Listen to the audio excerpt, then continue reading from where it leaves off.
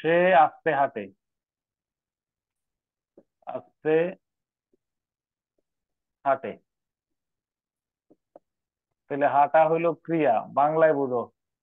আর আস্তে হইলো ক্রিয়া বিশেষণ। এই ক্রিয়া বিশেষণকে আমরা কি বলি বলো? ক্রিয়া বিশেষণ যেটা, এটা কি বলো? এটার অপর নাম হলো কি বলো? ভাব বিশেষণ, তাই কি না? ভাব বিশেষণ অন্তর্ভুক্ত না? জি স্যার। ভাব বিশেষণ কয় ধরনের? 4 ধরনের। 4 ধরনের। এর মধ্যে একটা হলো ক্রিয়া বিশেষণ। তাহলে হি ওয়াজ স্লোলি। খুব ভালো করে খেয়াল করো, ওয়াক ভার্ব, এটা এবং ইনট্রানজিটিভ ভার্ব, এটা গতকালকে পড়ছো। তাহলে ভার্বকে যে মডিফাই করে তার নাম কি বলো? অ্যাডভার্ব। 240। মানে এই স্লো, এমনি তো ছিল স্লো, এটাকে স্লোলি করছি, এর জন্য মডিফাই হয়ে গেছে। হ্যাঁ, স্লোলি করতেছে কেন? স্লোলি আমি হি ইজ স্লো বলতে পারতাম, হি ইজ স্লো, সে সে খুবই স্লো। কিন্তু কিন্তু ওয়াক্স স্লোলি, আসছে। হি ওয়াজ স্লো না বলে স্লোলি কেন বললাম? অ্যাডজেক্টিভ না রেখে কেন অ্যাডভার্ব করলাম বলো? কারণ ইন্টারজেক্টিভ ভার্বকে মডিফাই করলে, ইন্টারজেক্টিভ ভার্ব ব্যবহার করছেন তাই। হ্যাঁ, ভার্বকে মডিফাই করলে সেটা অ্যাডভার্ব। যদি বলো হি ওয়াক ভেরি স্লোলি, কথাটা বোঝার চেষ্টা করো। ভেরি স্লোলি, মুখস্থ কাজ কারবার করো না। ওয়াক হলো ভার্ব। এবার বলো স্লোলি কি? অ্যাডভার্ব। কেন মুখস্থ অ্যাডভার্ব? না স্যার, কারণ ভেরি কিভাবে মানে হাঁটে? ইংরেজি। এই যে কিভাবে, এই ওয়ার্ক ভার্বকে মডিফাই করছে, তাই জন্য এই জন্য স্লোলি অ্যাডভার্ব। আবার বলো ভেরি কোন পারফেক্ট স্পিচ? অ্যাডভার্ব। কেন, কার অ্যাডভার্ব? অ্যাডভার্বের অ্যাডভার্ব, মানে অ্যাডভার্ব স্লোলি। Of adverb. তো আলোচ্য বাক্যে ভেরি এবং স্লোলি দুইটা অ্যাডভার্ব পাইছি আমরা। স্লোলি হলো ভার্বের অ্যাডভার্ব, আর ভেরি হলো অ্যাডভার্বের অ্যাডভার্ব।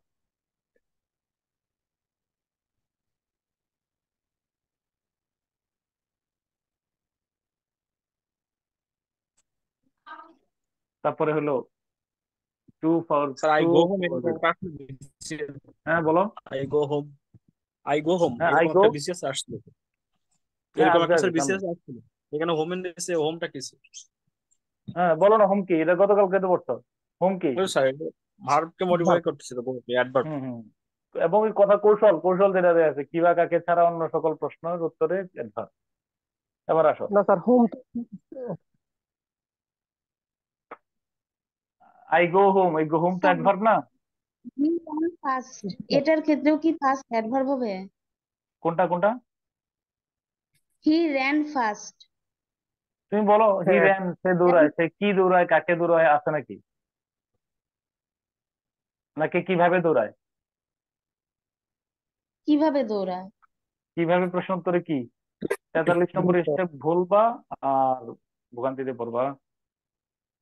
যদি বলি হি ইজ ভেরি ইন্টেলিজেন্ট, কথা বোঝার চেষ্টা করো। Very intelligent, INTELLIGENT, intelligent. এখন আমার প্রশ্ন, ইন্টেলিজেন্ট কোন part of speech? Adjective. Is very is. অন্যরাও বললো ইন্টেলিজেন্ট কোন পার্ট অফ স্পিচ? অ্যাডজেক্টিভ।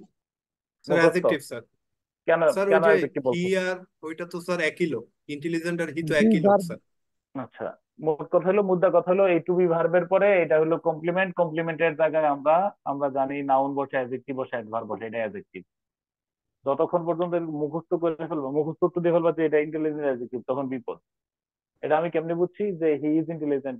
এই এটা মূলত ছিল কমপ্লিমেন্ট, ইন্টেলিজেন্টটা কমপ্লিমেন্ট, এই ব্যাপারে আপত্তি আছে কারো? জি স্যার। না। কমপ্লিমেন্ট কয় ধরনের? 3 ধরনের কমপ্লিমেন্ট, নাউনও হয়, অ্যাডজেক্টিভও হয়, অ্যাডভার্বও হয়। তো যদি তাই হয় তাহলে হি ইজ ভেরি ইন্টেলিজেন্ট, হ্যাঁ, ওকে। তাহলে হি ইজ ভেরি ইন্টেলিজেন্ট, ইন্টেলিজেন্টের পূর্বে এটা যদি অ্যাডজেক্টিভ হয়, অ্যাডজেক্টিভের পূর্বে এটা হলো অ্যাডভার্ব। কথা বলছো কিনা? আচ্ছা, যদি 41 দেখো। Sir sir sir sir sir, এক মিনিট স্যার, এই যে 240টা একটু একবার বুঝুন। 240টা একবার বুঝো। যদি আমি বাক্যটা লিখলাম হি ওয়াক ভেরি স্লোলি, মনে রাখবো এগুলো কিন্তু এ প্লাস বি হোল স্কয়ার সূত্র। এটা যদি বুঝো বড় বড় উদাহরণে তো আর আর তো নতুন কোনো গ্রামার নাই তো, তুমি কোথা থেকে পারবা? পুরো ইংলিশ গ্রামার তো এগুলো দিয়ে চলবে। হি ওয়াক্স ভেরি স্লোলি, এই বাক্যটা আমি লিখলাম। In this sentence he is subject, walks হলো ভার্ব। আমার প্রশ্ন হলো ভেরি কি স্লোলি কি? বলো, he walks very or he walks slowly? বলো, স্লোলি এটা কাকে কার কার কাকে মডিফাই করছে? এই ওয়াক ভার্বটা কাকে মডিফাই করছে? He walks very or he walks slowly, কোনটা বলো? স্লোলি কি স্যার? তাহলে এই এই এই স্লোলিকে মডিফাই করেছে, এই জন্য স্লোলি এর অ্যাডভার্ব, মানে এই ভার্বটা স্লোলি শব্দটাকে মডিফাই করছে। তাহলে হি ওয়াক্স স্লোলি ভার্বের কারণে অ্যাডভার্ব, ভার্বকে মডিফাই করার কারণে অ্যাডভার্ব। এখন বলো এই ভেরিটা কাকে মডিফাই করছে? slowly, wax.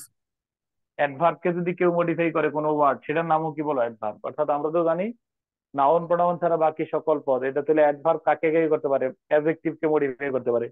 অ্যাডজেক্টিভ কে কোনো শব্দ এসে মডিফাই করে, যেমন সে বুদ্ধিমান, তুমি বলো খুব বুদ্ধিমান, এই বুদ্ধিমানের পূর্বে যে আরেকটা বিশেষণ বসাইছো খুব। এরপরে আহ, এই এই যে দেখো, এই আবার এই যে he walk slowly, slowly adverb, অ্যাডভার্বের পরে সে খুব আস্তে হাঁটে, এই যে এই স্লোলি পূর্বে যে আরেকটা বিশেষণ বসাইছো, সেটার নামও কি বলো? অ্যাডভার্ব। তাহলে আমার কথা কি, কনফিডেন্টলি বলো, যে পদ দুইটা শব্দ ছাড়া, তিনটা তিনটা পার্টস স্পিচ ছাড়া, বলো কোনটা কোনটা কোনটা কোনটা? তিনটে। Noun, noun, pronoun, pronoun, interjection. Interjection ছাড়া। আর বাকি সকল পার্টস স্পিচ কে কোয়ালিফাই করতে পারে, মডিফাই করতে পারে, তার নাম কি বলো? অ্যাডভার্ব। কথা বলছো কিনা? যদি আমি জি বলি, স্যার। ভার্ব। খেয়াল করে দেখো, হি কুড নট কাম, কত নম্বর? 42 স্যার, 242।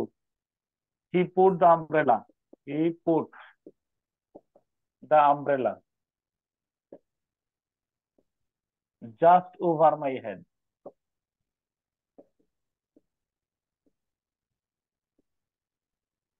ওকে, এবার বলো জাস্ট কোন পার্টস স্পিচ? অ্যাডভার্ব। জাস্ট হলো। এখন খেয়াল করে দেখো, ওভার কোন পার্টস স্পিচ? Over, preposition. দাঁড়াও অন্যরা বলতে দাও, ওভার কোন পার্টস স্পিচ? প্রিপোজিশন। প্রিপোজিশন কেন স্যার। ওভার? আমরা একটু পরে জানবো কোন শব্দকে প্রিপোজিশন বলে, নাউন দেখাইতে হবে, প্রিপোজিশন পরে নাউন আছে। এখন তাহলে the he put the umbrella just over my head, তাহলে আমার মাথার ঠিক উপরে ছাতাটা ধরলো। He he put the umbrella just over my head. এখন এই জাস্ট শব্দটা কাকে বুঝাইতে বলো? ওভারকে। জাস্ট কার বিশেষণ? ও ওভারের স্যার। আমার মাথার ঠিক উপরে ধরলো, তাহলে প্রিপোজিশনের পূর্বেও কি বসতে পারে বলো? অ্যাডভার্ব বসতে পারে। হ্যাঁ, 242। স্যার 243 হবে। 243, হ্যাঁ। তাহলে দেখো, he could not come, he could not come simply, simply, simply because he was ill। এবারে বিকজ শব্দটা কোন পার্টস অফ স্পিচ বলো? কনজাংশন। কনজাংশন, দুইটা বাক্যকে সংযুক্ত করছে। এবার বলো সিম্পলি শব্দটা দ্বারা কাকে বোঝানো হয়েছে? Because K. বিকজ কনজাংশনকে। তাহলে কনজাংশনের পূর্বেও অ্যাডভার্ব বসতে পারে।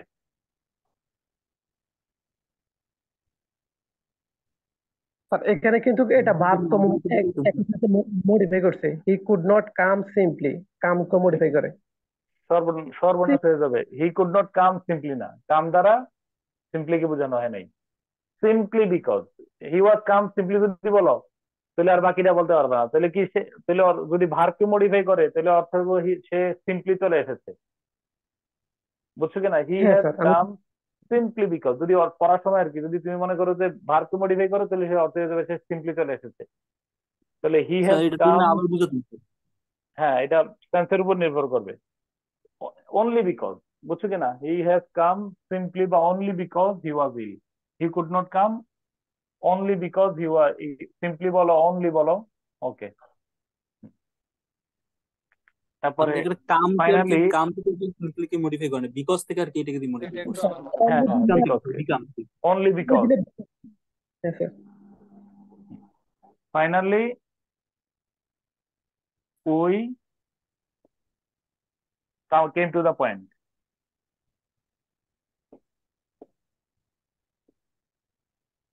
এবার আমার প্রশ্ন, ফাইনালি কেন অ্যাডভার্ব সেটা বলো। কারণ এটা পুরো স্যার বাক্যটাকে পুরো মডিফাই বাক্যকে মডিফাই করছে স্যার এই জন্য। বাক্যের বিশেষণ।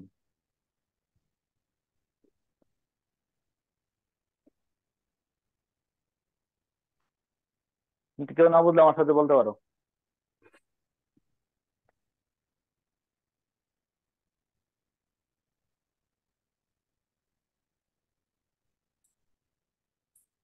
ওকে, কারো কোনো প্রবলেম আছে? জি না স্যার। ওকে, তাহলে এই বাক্যগুলা লিখো, জাজ মাইসেলফ। দেখি এই প্রশ্নগুলো উত্তর পারো কিনা। লিখো জাজ মাইসেলফ।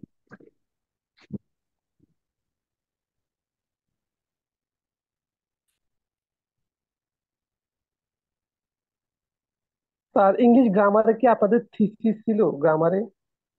হ্যাঁ হ্যাঁ হ্যাঁ, মানে স্যার আপনারা যখন ঢাকা ভার্সিটিতে ইংলিশ ডিপার্টমেন্টে ছিলেন তখন কি আপনাদের ইংলিশ গ্রামারের উপরে কোনো থিসিস ছিল নাকি লিটারেচারের উপরে থিসিস? গ্রামারে মনে রাখবা যে ইউনিভার্সিটিতে গ্রামারে খুব কম ফোকাস করা হয়, 100-200 নম্বরের উপরে কিছু।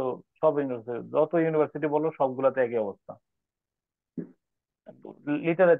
লিটারেচারের উপরেই মূলত ফোকাসটা বেশি করা হয়। আচ্ছা বলো, স্টেপ কত নম্বর, নোট কত? সরি, আমি এবার হলো জাজ মাইসেলফ, জাজ myself.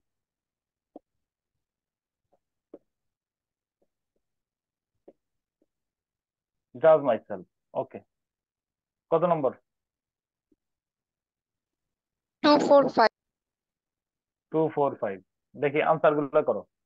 This can be done. Thanks for watching. Please like, comment, share and subscribe our channel.